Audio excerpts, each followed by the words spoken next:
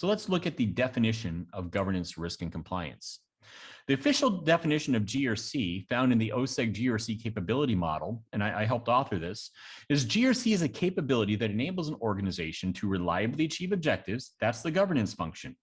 Governance is about establishing and governing the achievement of the objectives of the organization. It can be corporate governance at the highest level. It could be IT governance. It could be supply chain governance, HR governance. There's layers of governance.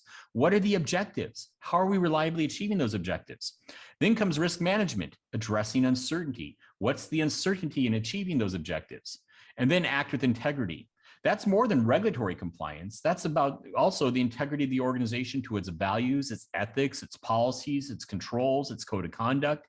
That what the organization communicates to the world, whether it's a regulator, a customer, a stakeholder, an investor, or an employee, that's what it really is in the organization. Compliance is about integrity. So putting this together in a flow, governance sets direction and strategy for the organization to reliably achieve objectives. Governance functions, set that context for risk management. Without context, risk management fails. Again, the ISO 31000 definition of risk is the effect of uncertainty on objectives. Risk management needs context. You don't just wake up someday and say, I feel like doing a risk assessment. But then the next question is, what do I do a risk assessment of? You need context to do a risk assessment. Governance provides the context to do a risk assessment. It's understanding what those objectives are that then we can assess the uncertainty in achieving those objectives that gives us context for that risk assessment. Risk management seeks to manage and understand uncertainty by identification, assessment, and monitoring of risk within the context to act on risk through 4 actions. When you have a risk, you can accept the risk as it is.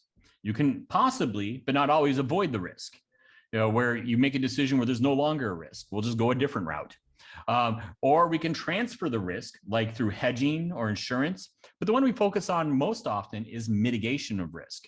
Here's where the risk is, the inherent risk. Let's implement some controls, and here's where our residual risk will lie. And so we have 4 approaches to risk management there. We can accept, avoid, mitigate, or transfer. But then comes compliance. Compliance aims to see that the organization acts with integrity in fulfilling its regulatory, contractual, and self-imposed obligations and values. Compliance follows through on risk treatment plans to ensure that risk is being managed within limits and controls are in place and functioning. Think about it. Just as risk management is dependent on governance for context, risk management also needs compliance for follow-through. If I do this risk assessment and I say, here's my inherent risk over here, and I'm going to implement these controls to bring it to a residual risk here, and then I turn my back and go my way, who says those controls are implemented and they're being followed and they're working in the organization? Compliance needs to come in and ensure that those controls that we identified that we needed to address that risk are actually out there and operational and effective.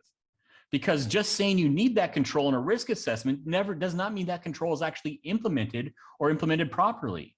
Compliance is the follow-through to make sure that we're staying within boundaries of what's acceptable risk and we're meeting those controls as well. It's much more than just regulatory compliance.